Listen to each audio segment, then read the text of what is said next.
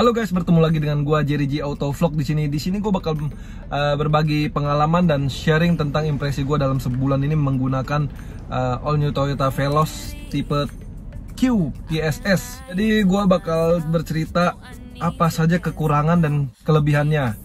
Yang pertama gua bakal memulainya dari kekurangannya dulu. Kekurangan pertama, poin-poin pertama adalah di mana gua merasakan build quality-nya yang cukup murahan dan masih memiliki standar kualitas yang sama seperti Veloz yang sebelumnya, yaitu pada tombol di bagian power window di sini. Tapi ini masih bisa dimaklumin lah, masih nggak begitu terasa. Cuma ya kalau kita lihat bahan materialnya ini, plastik ini kayak plastik murahan aja gitu ya. Dan kedua adalah bagian finishing. Lagi-lagi ini bagian finishing di build quality, di bagian pegangan tangannya di bawah sini. Ini tuh masih ada bekas-bekas potongan plastiknya yang agak tajam dan nggak rapet. Dan pas sampai di sini mobilnya itu di bagian pegangannya ini, ditarikan ini, kiri dan kanannya itu kendor, ada gapnya gitu. Jadi mesti kita press lagi baru dia rapet gitu. Tapi itu masih bisa dimaklumin lah. Dan harus diingat lagi, ini harganya di bawah under 300 juta. Tapi ya sudah terbilang cukup mahal untuk LMPV. Kekurangan berikutnya adalah di bagian quality controlnya, dimana mobil ini karena quality controlnya ini jadi kurang bagus. Apa karena peminatnya terlalu banyak sampai orang bagian quality controlnya itu nggak ngecek di bagian kiri di bawah penumpang passenger sebelah kiri gua. Ini bautnya ada kurang satu. Ketiga adalah kekurangannya di bagian mounting ban serepnya. Ban serepnya itu bergoyang dan bunyi seperti video berikut ini. Nah, videonya ini bunyinya sangat mengganggu sampai masuk ke dalam kabin.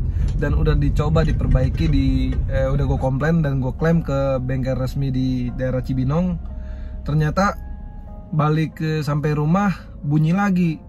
Dan akhirnya gue komplain lagi, kedua kalinya di Jayakarta, ternyata gitu lagi. Ya ampun deh.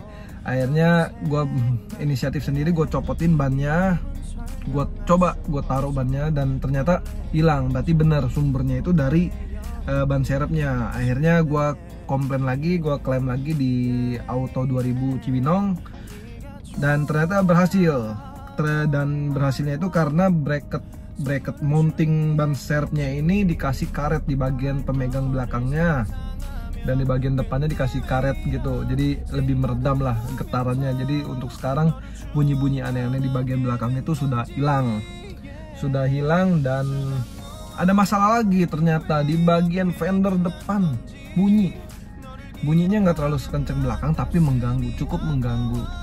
Dan udah diperiksa, kata bagian mekaniknya itu ada fender di bagian penguncinya itu yang kendor, dan sudah dikencangkan. Kemarin gua tes dari bengkel ke rumah itu nggak ada bunyi, tapi pas malam gua pakai lagi di tol itu masih terdengar bunyinya itu kecil sih, cuma ya cukup mengganggu lah. Cuma ya udahlah, maklumin aja deh, nggak ada yang sempurna. Terus kita lanjut lagi ke head unit. Banyak banget nih yang komplain nih tentang head unit. Ada RSE tapi nggak bisa dipakai, nggak bisa dinonton. Nontonnya itu hanya bisa di dalam kecepatan di bawah 10 km. Tapi bagusnya pihak dari Toyota ini bergerak cepat dengan memperbarui softwarenya. Softwarenya itu buat kalian nih yang masih nggak bisa menggunakan RSE dan monitornya ketika ingin menonton video dalam perjalanan, cepet-cepet update softwarenya, langsung saja datang ke bengkel terdekat di mana kalian berada, dan itu nggak dipungut biaya ya, gratis. Keluhan kelima. Dan keluhan ke berikutnya apa ya? Sebentar, saya lupa nih, soalnya saya bikin video tanpa skrip nih. Oh ya, ada lagi, yaitu adalah tutup tangkinya. Tutup tangkinya itu nggak proper. Ketika gue gue klaim di bengkel resminya, ternyata kata kepala mekaniknya itu, dia itu cuman dikasih kawat begitu doang. Kalau kita goyang dikit itu langsung copot dan nggak bisa nutup dengan benar. Terus katanya sama semua, sama Avanza juga sama. Dan gua cross check dong, gua cek ke unit barunya Avanza, ternyata enggak. Yang punya Avanza tuh malah ini banget, solid banget. Sedangkan yang Veloz ini begitu, parah bener-bener. Mobil dengan harga di atas 200 juta harusnya memiliki build quality yang bisa lebih bagus lah dari ini. Oke. Dan itu aja sih keresahan gue dan keluhan gue selama hampir 1 bulan ini memakai Toyota Veloz. Dan sekarang gue bakal menceritakan apa saja bagusnya, kelebihannya. Yang pertama adalah ergonominya. Gue seneng banget nih pakai Veloz yang baru, kan sebelumnya gue pakai Veloz lama dan gue pakai Brio, dan gue ngerasa di Veloz itu Veloz lama itu ergonominya kayak naik angkot gitu, tinggi banget gitu kan. Nah sekarang udah ada setup head adjusternya, dan ini sudah bisa teleskopik juga, bener-bener sangat nyaman ya. Menurut gue ini adalah salah satu mobil keluarga yang paling nyaman yang gue pakai. Selain Xpander gue akuin untuk peredaman suspensinya memang bagus, cuman ada kelebihan yang nggak ada di Xpander di sini dan membuat gue lebih memilih ke Veloz. Ingat teman-teman, beli mobil itu jangan dengar kata orang, komentar orang, apalagi kata sales. Beli mobil itu karena suka. Yang pertama itu suka, jangan beli karena banyak yang beli. Karena kalau kamu suka dan ada alasan tersendiri, itu nggak usah diragukan lagi dan nggak akan menyesal ketika membelinya. Gue walaupun gue baru beli Veloz, banyak masalah yang datang ini yang gue dapetin gitu, tapi gue tetap merasa worth it ini Veloz. Oke, kita lanjut lagi ke kelebihannya, yaitu adalah posisi ergonomisnya. Duduk ini sangat-sangat nyaman, dan headrestnya ini udah maju ke depan, itu benar-benar menopang pala dengan baik ya.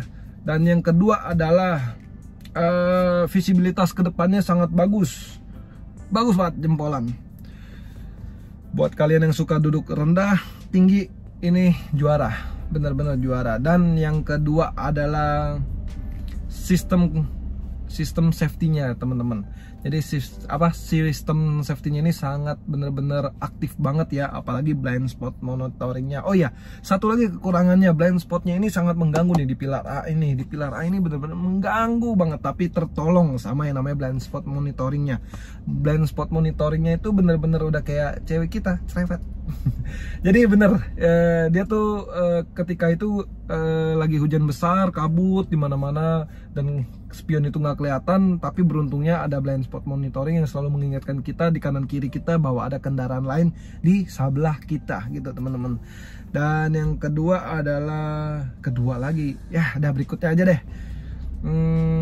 Sistem keamanan ini adalah LDW, Lane Departure Warning, atau itulah semacamnya. Ketika gue di tol itu gue suka kaget ya teman-teman, suka kaget karena ketika kita lagi bawa mobil terus kita mau berpindah jalur, kita lupa menyalakan sen, setirnya ini langsung mengambil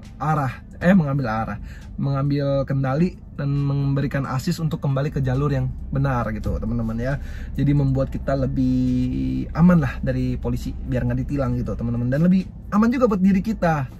Dan apalagi ya, oh iya, ada yang merasa nggak sih? Bukan merasa. Dan ini kelebihannya adalah soal transmisinya. Transmisinya ini sangat-sangat lembut, enak, bener-bener nggak terasa banget. Emang tidak ada perpindahan gigi ya. Jadi kita nggak memerlukan bagi kalian yang mau kenyamanan, ini mobil udah bener-bener paling top deh. Dia itu naiknya itu nggak konstan, tapi dia linear, naik pelan-pelan. Tahu-tahu ntar kilometer udah 100 lebih aja nggak terasa. Cuman emang kalau kita yang namanya mau kejar-kejaran, transmisi CVT ini nggak bisa diandalkan kan ya. Karena ya kembali lagi, ini mobil adalah konsepnya hanya untuk mobil keluarga, keamanan. Dan yang gue suka adalah ketika gue nikung tajam di tol itu, body rollnya ini nggak kerasa, beneran nggak kerasa. Padahal gue gas terus nih, tapi kenapa nggak mau kenceng? Ternyata dia tuh ada, gue nggak tahu ya rincian sistemnya itu bagaimana.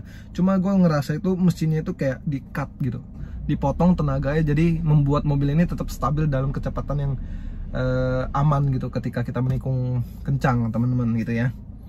Dan yang gue suka lagi fitur-fitur apa ya?